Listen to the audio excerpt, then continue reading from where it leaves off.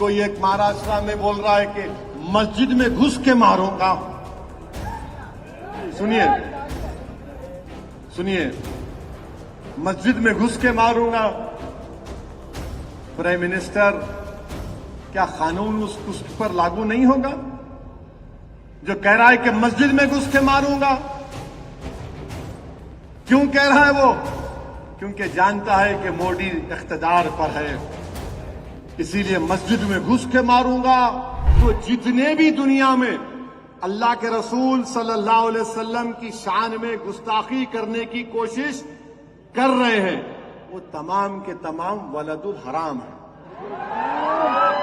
कुरान बोल रहा हूं, मैं अपनी कुरान की बात कर रहा हूं, फ्रीडम ऑफ रिलीजन। तो खैर हाजी सराद अली एहतजाज किए, पुलिस को मेजर दिए, गड़बड़ हो गई, उन्होंने समझाए, पत्थर फेंक दिए। तो मध्य प्रदेश की पुलिस बुलडोजर ले जाकर 20,000 स्क्वायर फुट का घर तोड़ दिया। 20,000 स्क्वायर फुट का। हाजी शहजाद अली ने बयान दिया कि मैं अल्लाह के रसूल सल्लल्लाहु अलैहि वसल्लम की अजमत के लिए एहतजाज किया। एक 20,000 स्क्वायर फुट का घर क्या, ऐसे 10 घर मैं आका पर कुर्बान करता हूं। मगर मेरे भाई हाजी शहजाद अली का नुकसान हो गया। नए घर में सामान रख रहे थे, बीजेपी की जालिम हुकूमत ने घर को तोड़ दिया। मोदी के बुलडोजरों ने मुसलमानों के घरों को निस्तो नाबूद कर दिया। मोदी के बुलडोजरों ने मुसलमानों के घरों को चुन चुन कर, एक महल्ले में 20 घर है तो एक मध्य प्रदेश का डीएम बोल रहा है कि सिर्फ मुसलमानों के घर को तोड़ूंगा, सिर्फ मुसलमानों के घरों को तोड़ दिया जा रहा है। और फिर कोई एक महाराष्ट्र में बोल रहा है कि मस्जिद में घुस के मारूंगा।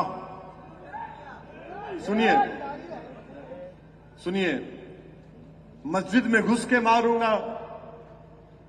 प्राइम मिनिस्टर, क्या कानून उस पर लागू नहीं होगा जो कह रहा है कि मस्जिद में घुस के मारूंगा? क्यों कह रहा है वो? क्योंकि जानता है कि मोदी इख्तिदार पर है, इसीलिए मस्जिद में घुस के मारूंगा। मेरे भाई, इस मुल्क में मुसलमानों के खिलाफ जो नफरत के मुजाहरे किए जा रहे हैं, मैं बार बार कह रहा हूं, ये वही तारीख को दोहराई जा रही है जो हिटलर के जमाने में होती थी। हिटलर के जमाने में हिटलर यहूदियों पर ऐसा ही जुल्म करता था। इनके घर को तोड़ दो, इनके कारोबार को तोड़ दो, इनको मुल्क का दुश्मन करार दो, इनके खिलाफ पिक्चरें बनाओ। अब तो जजेस भी बोलना शुरू कर दिए, लॉर्डशिप भी बोलना शुरू कर दिए। मेरे भाई, जागो, मुत्तहिद हो जाओ। ये नफरत जो मुसलमानों के खिलाफ पैदा कर दी गई है, अब कोई बोलने के लिए तैयार नहीं है। महाराष्ट्र में कोई सेकुलर पार्टी का लीडर उस जालिम के खिलाफ बोलने के लिए तैयार नहीं है जिसने हमारे आका मोहम्मद सल्लल्लाहु अलैहि वसल्लम के शान में गुस्ताखी करने की कोशिश की। सिवाय इम्तियाज जलील के कोई आवाज नहीं उठा रहा है। मैंने इम्तियाज जलील से कहा, मजलिस के जिम्मेदारों से कहा, अपना फर्ज आप निभा रहे हैं, अल्लाह आपको सलामत रखे, अल्लाह आपकी कोशिशों में बरकत अता करेगा, अल्लाह कामयाब करेगा। मेरे अजीज दोस्तों और बुजुर्गों, फिर आप ये भी देखते हैं कि लोग हमारे मुल्क में एक कानून बना रहे हैं, कोशिश कर रहे हैं कि वक्फ की जायदाद हमसे छीन ली जाए। मैं बार बार कह रहा हूं, बीजेपी वाले बोलते पूरे मुल्क में ओवैसी जाकर लोगों को उकसारा, उन्हें ही बोल रहा मस्जिदें छीन लेंगे, दरगाह छीन लेंगे, कब्रस्तान छीन लेंगे, ईदगाह छीन लेंगे, जमीनात छीन लेंगे। बीजेपी वालों, तुम मेरी सच्चाई का सामना नहीं कर सकते। मैं जानता हूं तुम्हारी हरकतें क्या हैं। ये जो कह रहा हूं, भारत के मुसलमानों से कह रहा हूं, याद रखो, हमने एक बाबरी मस्जिद को खोया, और क्यों खोया बता रहा हूं आज तुमको। ये जो कानून मोदी लाए हैं, बिल लाए हैं, कानून नहीं बना अभी, इसमें वक्फ बाय यूजर है, यानी आप किसी चीज को इस्तेमाल करते हैं तो उससे उसके इस्तेमाल पर वो वक्फ हो जाती है।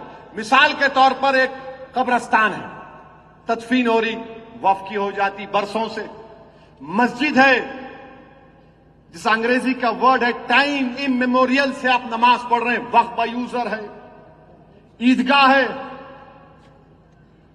तो अब मोदी क्या किए, वक्फ बाय यूजर को निकाल दिए, और मोदी ये बोल रहे हैं कि आप रजिस्टर्ड डीड से अब आप वक्फ करना, यानी जितने वक्फ की प्रॉपर्टियां हैं 33,000 वक्फ की प्रॉपर्टी तेलंगाना में। तो मोदी ये बोल रहे हैं कि अब यह कानून जब खुदा ना खास्ता बन गया तो ये 33,000 वक्फ की प्रॉपर्टीज जो तेलंगाना में है, इसमें 90% के पास डीड नहीं है, रजिस्टर्ड डीड नहीं है, तो वो क्या होंगे, वक्फ नहीं रहेंगे, नहीं रहेंगे ना वक्फ। जब कानून बोलेगा कि रजिस्टर्ड डीड लेकर आओ, रजिस्टर्ड डीड नहीं है। अगर आपको जाके बोलेंगे कि मक्का मस्जिद का डीड लेकर आओ, मक्का मस्जिद पुरानी है, कितनी पुरानी है, 100 साल, 200 साल, 300 साल, करीब 400 साल पुरानी, 400 साल। अब 400 साल में रजिस्ट्रेशन का डॉक्यूमेंट होता था, अब मोदी बोल रहे नहीं तुम लेके आना,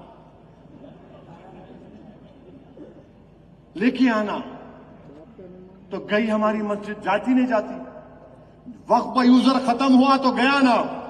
अब सुप्रीम कोर्ट में जब बाबरी मस्जिद का फैसला आया, सुप्रीम कोर्ट ने कहा कि मुसलमानों ने बाबरी मस्जिद को यूज नहीं कर रही थी,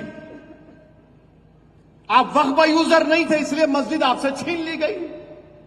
तो मोदी सुप्रीम कोर्ट के जजमेंट को देख लिए कि वक्फ बाय यूजर को निकालो और बोलो कि नहीं तुम्हारी मस्जिद नहीं है। कोई भी आके आरएसएस वाला बोलेगा नहीं इसको खोद के देखो अंदर कुछ निकलता,